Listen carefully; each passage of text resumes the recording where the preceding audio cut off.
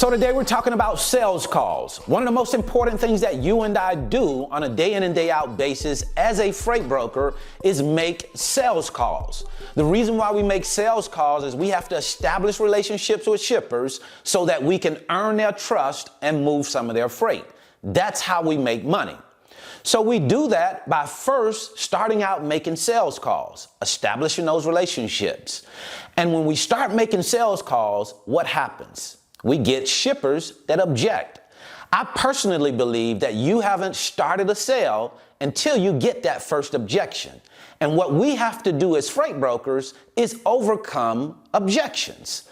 So one of the most common objections, one of the first ones that you'll deal with, is when shippers tell you, we're customer routed, right? What that simply means is the shipper is saying that the customer is responsible for the freight movement. They aren't responsible for that part.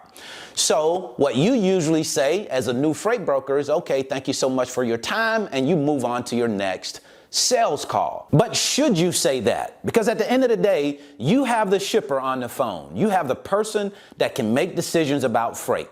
And they've just said, we're customer routed.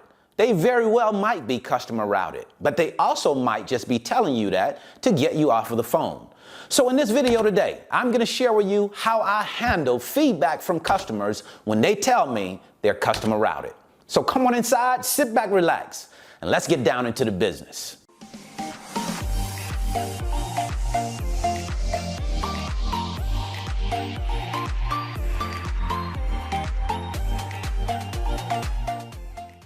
So let's start off talking about sales. Some people come into the freight broker business and they have no idea, no clue of what they're getting into. They don't even understand that a freight broker is a salesperson.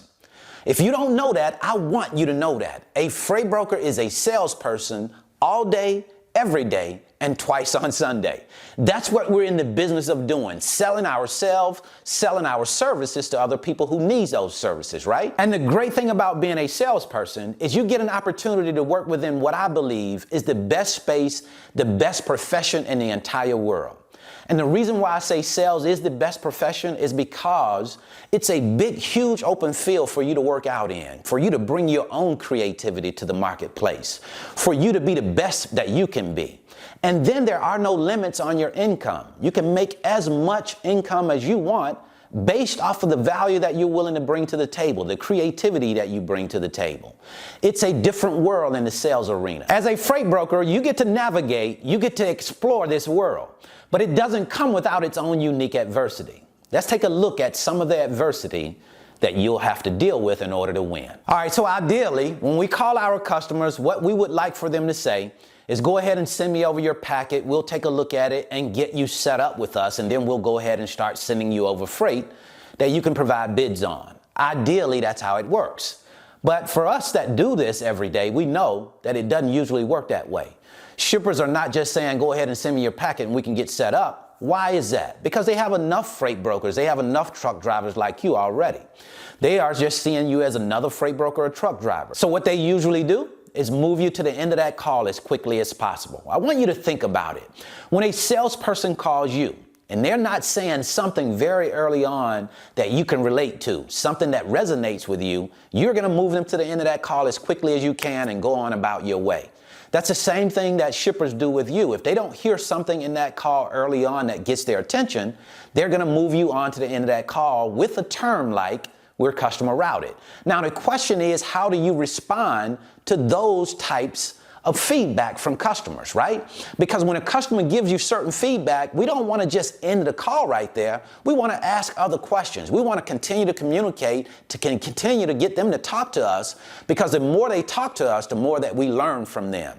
And when we hear that shippers have certain problems, then we can offer solutions to those problems. But if you don't know, you can't speak to what you don't know. So the whole idea is to get the shipper to talk to you. And when you have the person on the phone that can make decisions about freight, that is the person you want to talk to. You want to express to them, hey, this is what I do. This is how I might be able to help you.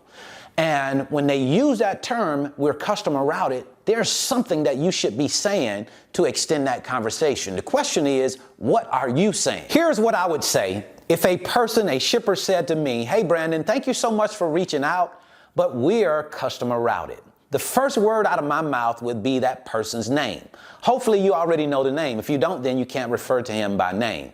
But I would say, "Hey Mike, would you mind sharing with me the contact information for the person that's responsible for freight movement over there? Can you point me in the right direction? I would like to offer that person some trucks." And then I shut up. I wait for his response. Now, the reason why I'm asking this question is because he's the transportation manager.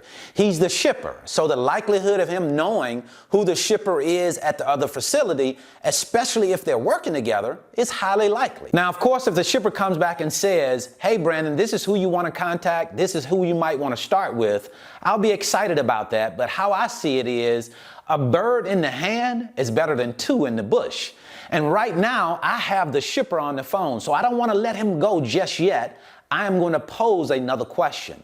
The reason why I'm posing another question is because I want to extend the conversation and perhaps learn more about the shipper. So here's the next question that I'll ask. Now, it's important to remember that the follow-up question that I'm preparing to share with you now, I'm going to ask this question whether or not the shipper shares contact information for that other shipper. The reason for that is because I have this shipper on now. They can make decisions about freight, so I want to talk to them and get the most out of this call. So the follow-up question that I'm going to ask is, I'll say, "Hey, Mike, I remember you said that you guys are customer routed.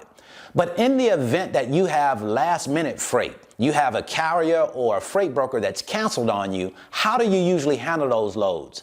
How can I become an option for you when carriers and freight brokers cancel and you're still holding the bag?" I might also ask, how often do you find yourself in need of LTL services, multi-pick, multi-drop services?